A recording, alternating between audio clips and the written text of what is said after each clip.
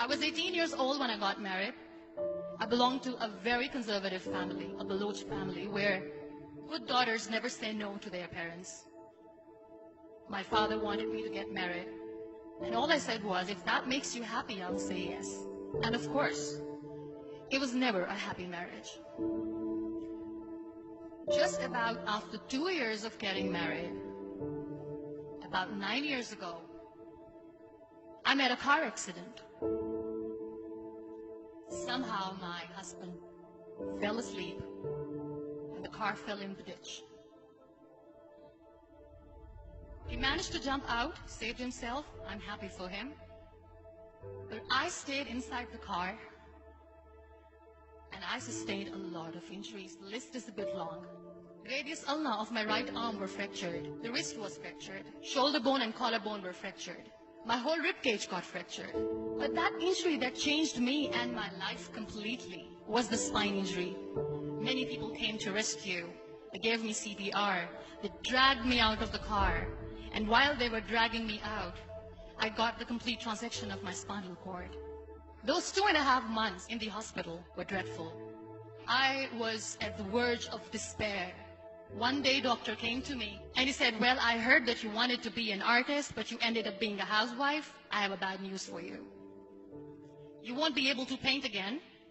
Next day, doctor came to me and said, your spine injury is so bad, you won't be able to walk again.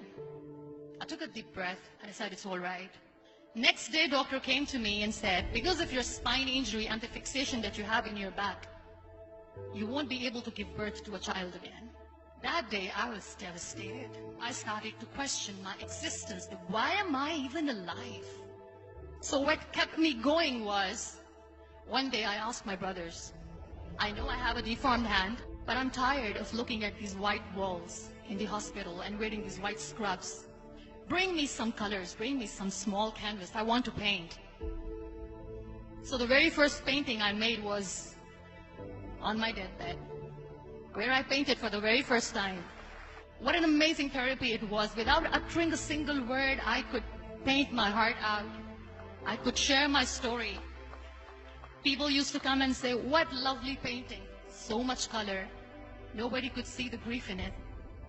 Only I could. And that day I decided that I'm going to live life for myself.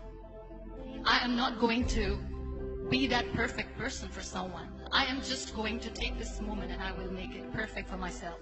That I'm going to fight my fears. So I wrote down one by one all those fears. And I decided that I'm going to overcome these fears one at a time. You know what was my biggest fear? Divorce. But the day I decided that this is nothing but my fear, I liberated myself by setting him free. And I made myself emotionally so strong that the day I got the news that he's getting married, I sent him a text that I'm so happy for you and I wish you all the best. And he knows that I pray for him today. Number 2 was, I won't be able to be a mother again. And that was quite devastating for me.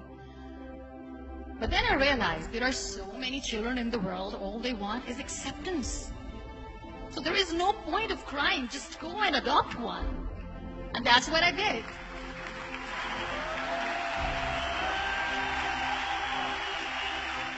I gave my name in different organizations, different orphanages, and I waited patiently. 2 years later, I got this call from a very small city in Pakistan.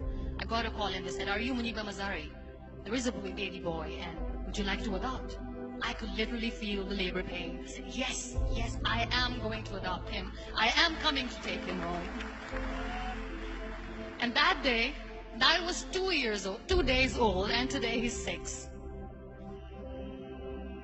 You know, when you end up being on the wheelchair, what's the most painful thing?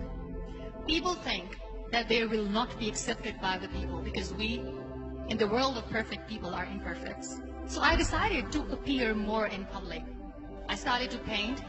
I have done a lot of modeling campaigns. I decided that I'm going to join the national TV of Pakistan as an anchor person. I became the National Goodwill Ambassador for UN Women Pakistan, and now I speak for the rights of women, children. I was featured in BBC 100 Women for 2015. I'm one of the Forbes 30 under 30 for 2016. So when you accept yourself the way you are, the world recognizes you. It all starts from within. We have this amazing fantasy about life.